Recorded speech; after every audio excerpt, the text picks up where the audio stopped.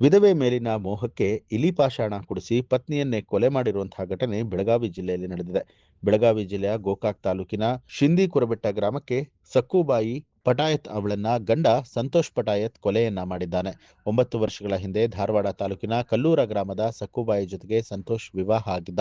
ಕಳೆದ 4 ವರ್ಷಗಳಿಂದ ತನ್ನದೇ ಗ್ರಾಮದ ವಿಧವೆ ಜೊತೆಗೆ ಸಂತೋಷ್ ಅನೈತಿಕ ಸಂಬಂಧದಿಂದಾಗಿ ತನ್ನ ಹೆಂಡತಿಯನ್ನ ಇದೀಗ ಕೊಲೆ ಮಾಡಿದ್ದಾನೆ.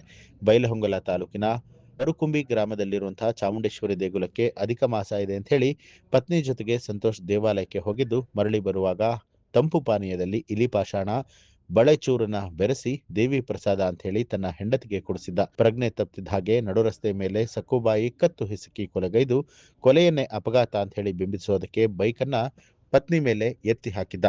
ತಾನು 2-3 ಗಂಟೆಗಳ ಕಾಲ ರಸ್ತೆ ಪಕ್ಕದಲ್ಲೇ ಬಿದ್ದು ಹೈಡ್ರಾಮಾ ಮಾಡಿ ನಂತರ ಸಂತೋಷ್ ಯಾರು ಗಮನಿಸದೇ ಇದ್ದಾಗ ತಾನೇ ಪೊಲೀಸ್ ಕಂಟ್ರೋಲ್ ರೂಮ್ಗೆ ಕರೆ ಮಾಡಿ ವಿಚಾರವನ್ನ ತಿಳಿಸಿದ್ದ.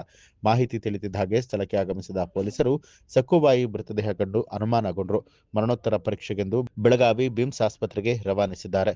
ಮರಣೋತ್ತರ ಪರೀಕ್ಷೆಯ ಪ್ರಾಥಮಿಕ ವರದಿಯಲ್ಲಿ ಇದು ಕೊಲೆ ಅಂತ ಹೇಳಿ ಸಾಬೀತಾಗಿದ್ದರಿಂದ ಗೋಕಾಕ್ ಗ್ರಾಮೀಣ ಪೊಲೀಸರು ಸಂತೋಷ್ನನ್ನ ವಶಕ್ಕೆ ಪಡೆದು ತೀವ್ರ ವಿಚಾರಣೆ ನಡೆಸಿದಾಗ ಪ್ರೇಯಸಿ ಜೊತೆಗೆ ಉಳಿದ ದಿನಗಳನ್ನ ಕಳೆಯುವುದಕ್ಕೆ ಪತ್ನಿಯನ್ನ ಕೊಂದಿರೋದಾಗಿ ತಪ್ಪೊಪ್ಪಿಕೊಂಡಿದ್ದಾನೆ. ಪ್ರೇಯಸಿ ಜೊತೆಗೆ ಕಾಲ ಕಳೆಯೋದಕ್ಕೆ ಪತ್ನಿ ಕೊಂದಂಥ ಆಸಾಮಿ ಈಗ ಹಿಂಡಲಗ ಜೈಲು ಪಾಲಾಗಿದ್ದಾನೆ. 13ನೇ ತಾರೀಕು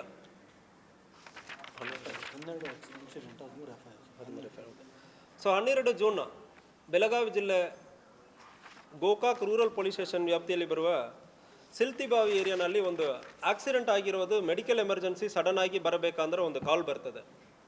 ಆ ಕಾಲನ್ನು ಅಟೆಂಡ್ ಮಾಡೋಕ್ಕೆ ಹೋಗುವಾಗ ಅಲ್ಲಿ ಒಂದು 2 ಜನ ಗಂಡ ಹೆಂಡತಿ ಬಿದ್ದಿರ್ತಾರೆ, 2 ವೀಲರಲ್ಲಿ ಹೋಗಿ ಬಿದ್ದಿರ್ತಾರೆ.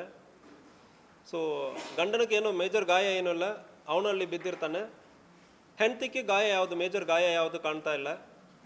ಸೊ ಬಾಯಲ್ಲಿ ಫ್ರಾತ್ ಸ್ವಲ್ಪ ಇರುವುದು ಮೈಲ್ಡ್ ಆಗಿ ಕಾಣ್ತಾ ಇತ್ತು.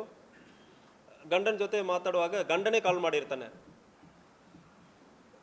ನಾನು ಇಲ್ಲಿ ಮರಗುಂಬಿ ದೇವಸ್ಥಾನದಿಂದ ಬರ್ತಾ ಇದ್ದೆ, ನಾನು ಹೆಂಡ್ತಿನೋ ಇಲ್ಲಿ ಆಕ್ಸಿಡೆಂಟ್ ಆಗಿತ್ತು, ಸೆಲ್ಫ್ ಸ್ಕಿಡ್ ಆಯಿತು, ಆಕ್ಸಿಡೆಂಟ್ ಆಗಿತ್ತು, ನಾವು ಬಿದ್ದುಬಿಟ್ಟಿದ್ದೀವಿ ಅಂದರೆ ಹೇಳ್ಬಿಟ್ಟು ಹೇಳ್ತಾನೆ. ಸೊ ಗಂಡ ಹೆಂಡ್ತಿಯನ್ನು ಹಾಸ್ಪಿಟಲ್ ಕರ್ಕೊಂಡು ಹೋಗಿ ಚೆಕ್ ಮಾಡುವಾಗ ಹೆಂಡ್ತಿ ಡೆತ್ ಆಗಿರ್ತಾರೆ. ಯಾವುದೇ ಗಾಯ ಇರಲ್ಲ, ಬಟ್ ಡೆತ್ ಆಗಿರ್ತಾರೆ. ಗಂಡನಿಗೆ ಯಾವುದೇ ಗಾಯ ಇರಲ್ಲ, ನಾರ್ಮಲ್ ಇರ್ತಾನೆ.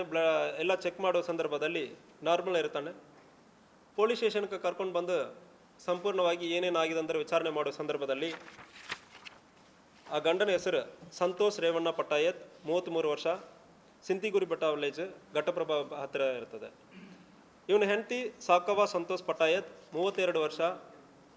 ಇವ್ರಿಗೆ 2 ಮಕ್ಕಳು ಇರ್ತಾರೆ.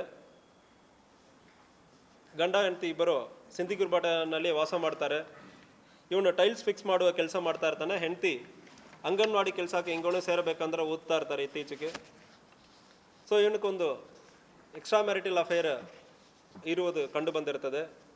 ಆದ್ದರಿಂದ ಹೆಂಡತಿಯನ್ನು ಸಾಯಿಸಬೇಕಂದ್ರೆ ಪ್ಲ್ಯಾನ್ ಮಾಡಿ 12ನೇ ತಾರೀಕು ಜೂನ್ 12ನೇ ತಾರೀಕು ಸಾಯಂಕಾಲ 4 ಗಂಟೆಗೆ ಮುರುಗೋಡಿ ಮರಕುಂಬಿ ದೇವಸ್ಥಾನಕ್ಕೆ ಹೋಗಿ ಬರೋಣ ಅಂದರೆ ಹೆಂಡತಿಯನ್ನು ಕರ್ಕೊಂಡು ಹೋಗ್ತಾನೆ. ಕರ್ಕೊಂಡು ಹೋಗಿ ಅಲ್ಲಿ ಹೋಗಿಬಿಟ್ಟು ರಿಟರ್ನ್ ಬರೋ ಸಂದರ್ಭದಲ್ಲಿ ಮುರುಗೋಡಲ್ಲಿ ಒಂದು ಜೀರಾ ಸೋಡಾವನ್ನು ತಗೊಳ್ತಾನೆ. ಜೀರಾ ಸೋಡಾನಲ್ಲಿ ರ್ಯಾಟ್ ಪಾಯ್ಸನ್ ಮತ್ತು ಗಾಜಿನ ಗ್ಲಾಸ್ ಪೌಡರನ್ನು ಹಾಕ್ತಾನೆ.